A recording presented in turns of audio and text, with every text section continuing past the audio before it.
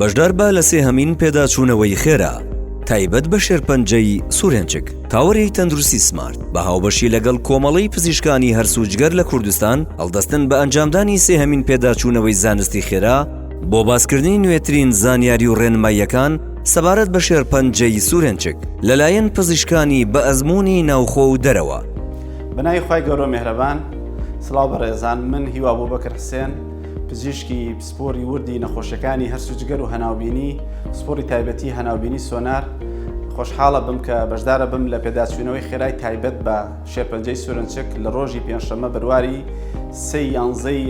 2022 لە تاوەری پزیشکی سمارت